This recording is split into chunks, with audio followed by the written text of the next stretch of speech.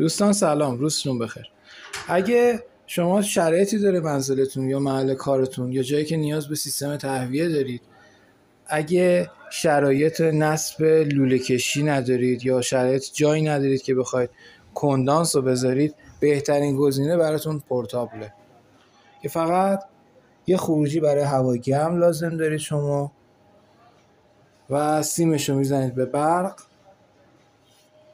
و دستگاه روشن میکنید به همین راحتی.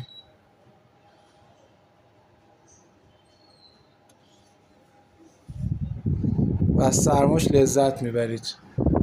حالتایی هم که داره، حالت سرمایش، خشک‌کن، فن خالی برای تهویه است، اینم حالت گرمایش، تمپرچر هم قابل کنترله، دور فنش هم لو، مدیوم و هایو داره، تایمر هم داره.